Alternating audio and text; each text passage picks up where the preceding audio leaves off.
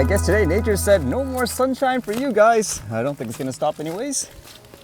And what's going on today? How about this one? Apparently there's a new drone hardware by DJI called the DJI Neo. What's this, huh? There were all these little, for example, FCC details. And you can also see, for example, there were these pictures that were being spread. It looked like someone, I guess, using the drone potentially with things like marketing materials and all that. So by the looks of it, from observation, this seems like it's some kind of upgraded tele drone. That would be my assumption anyways, versus something, for example, like the Mavic series. Would they actually try to keep this one under 250 grams with all the things like the prop guards and stuff like that? That'll be kind of interesting anyways for people who just want to get into drones and all that. And I guess to further semi-verify that this is indeed a real product that's coming out, Walmart accidentally released information about the drone itself in terms of listing things like the price and all that. You can see there were archived records of the actual listing. Like it says here, the DJI Neo Fly More combo, and it says it's about $329 US.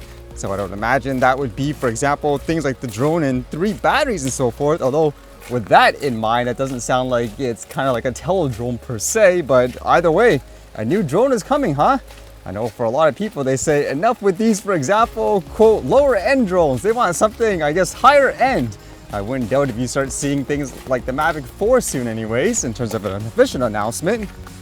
Although in terms of drones that are meant more for military use, how about this one? Apparently there was a down drone and you can see things like the pictures and stuff for it, which is kind of interesting. This one says, the drone found in Kiev region turned out to be a new Russian Gerbera UAV. The drone discovered last week in the Kiev region is a new Russian multifunctional drone called Gerbera. This became known when comparing the available photos in the Ukrainian media and a video published by the Russian invaders where they talk about a new model of their military drone. This UAV, whose body is made of foam, has only recently been used by the Russians against Ukraine. On Sunday, July 28th, the Russian Stalin's Falcons unit published a video showing the Gerbera drone developed by the Gastello Design Bureau. It is stated that this UAV could be used for electronic reconnaissance, as a kamikaze drone, or as a decoy for air defense systems. Given the previously published photos, a drone without a warhead was found in the Kiev region on July 24th, meaning that it was performing a reconnaissance or other function. According to the video footage, the strike version of the Gerbera drone uses a camera very similar to the one installed on an FPV drones for manual targeting by the operator. It also goes on to say the flight range of a drone with a warhead is likely to be relatively short, limited by the range of direct radio communication. However, another drone with a transponder can also be used to guide the Gerbera drone. The Russians used the Lancet loitering munition in the same way. I guess with the recovered drone, they'll likely try to reverse engineer it, huh? Just to learn how the adversary uses the tech, or at the same time, I know a lot of places they'll use that as a way to research the tech to potentially, I guess, steal the technology, if that's what you want to say. And in terms of war, this piece of news seemed kind of random. One of the biggest incidents in history was what happened in the US during September 11th, where 2 airplanes crashed into the World Trade Center. And as you know, there's videos and stuff around for what was available at the time showing the towers collapsing and all that. But it just seems like out of random, somebody on YouTube decided after all these years to publish a video, I guess from their end, that has never been seen before. Again, it seems so random. It was basically posted here by this person, Kei Sugimoto. And he says here, footage I filmed of the World Trade Center collapsing on 9/11/2001. Filmed from the roof of 64th Street Marketplace in NYC on a Sony VX2000 with teleconverter for historical archival purposes only. So you can see from the video, I've kind of seen this before in other footages. It seemed like the towers were burning and then all of a sudden they just both collapsed. But now I guess you get a different perspective of it too. And interestingly enough, when this guy published it, apparently he's getting a lot of flack.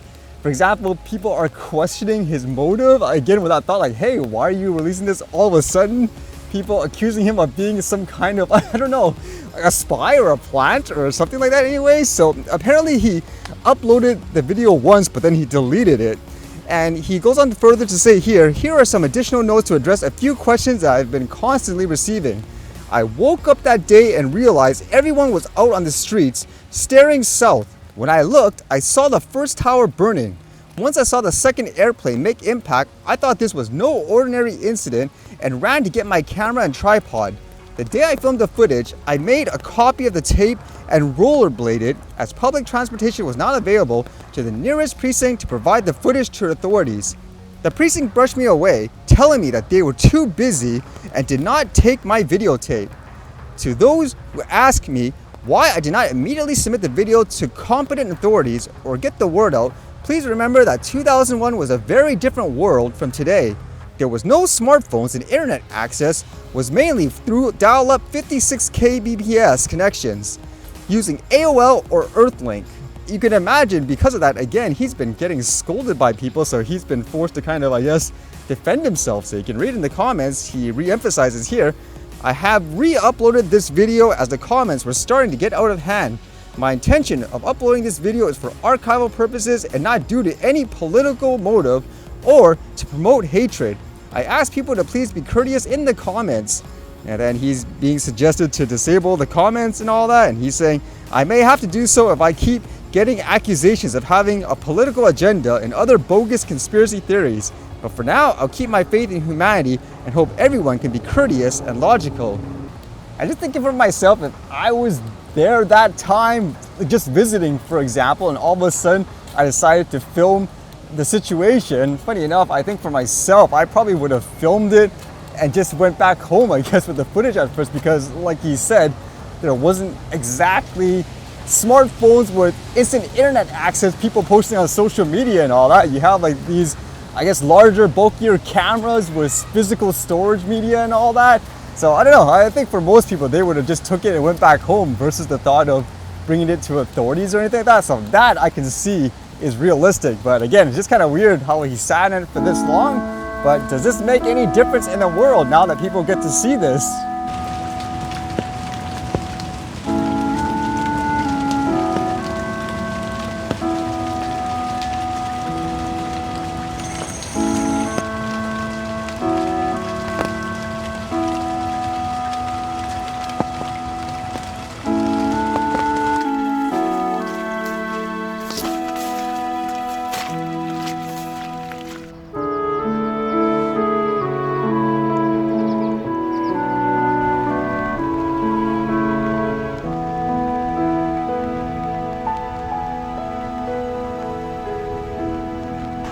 I guess like they say, never say never, I guess.